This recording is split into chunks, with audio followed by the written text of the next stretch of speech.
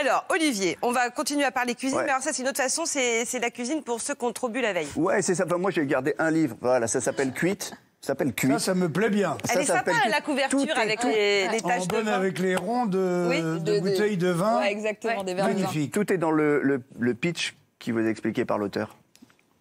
Cuite, c'est un livre qui parle de 60 recettes faciles pour des lendemains difficiles. C'est majoritairement simple. Les chefs, finalement, après une grosse soirée, n'avaient pas envie d'aller faire des courses, n'avaient pas envie de beaucoup cuisiner, et ils ont fait avec des fonds de placard des recettes qu'on peut faire aussi bien le lendemain d'une soirée que n'importe quel jour de la semaine. Et oui, parce que vous allez retrouver des recettes de chefs là-dedans. Question qui vient juste après, c'est quoi finalement, c'est quoi une recette post-gueule de pois?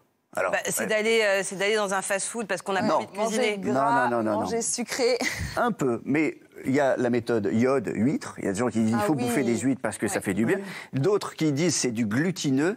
Et je vois votre tête, le glutineux, c'est du des glutineux, pâtes, un lendemain de c'est fête, le ça- pain, c'est des bouillons, et surtout des bouillons qui sont épicés, parce que ça fait transpirer. ça, oui. Pour dégager Voilà. Le bouillon épicé, je l'ai fait souvent. Ah bon Une soupe bien épicée, un lendemain de cuite, c'est formidable. hein. Transpirer l'alcool. On va Et le écouter. rince cochon, c'est le petit blanc au hall qu'on buvait quand les gens qui sortaient de boîte de nuit se croisaient avec le charcutier, avec son tablier plein de sang. En fait, Ouais. les mecs qui ouvraient la boutique Ouais. se croisaient avec ceux qui n'avaient pas encore dormi. Et le verre à prendre en sortie de cuite comme ça, c'est le rince cochon. Ouais. Le rince cochon, c'est un blanc avec un petit peu de citron dans le fond.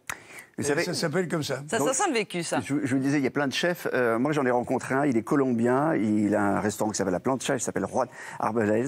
Il a inventé, lui, un burger pour se sentir bien, un burger, alors qu'il ne sort pas, c'est pas un fast-food, c'est un vrai truc, un burger de chef qu'il mange comme un doudou, parce qu'en fait, un lendemain de cuite, on a besoin d'un truc rassurant. Ça pourrait être une omelette, mais bon, voilà, écoutez. Réconfortant.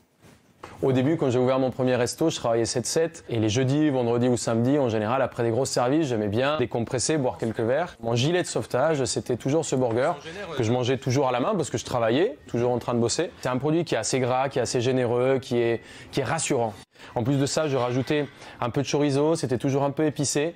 Et surtout, très important, je n'utilisais qu'une seule casserole parce que je détestais faire la vaisselle. Et je faisais tout dans une seule poêle.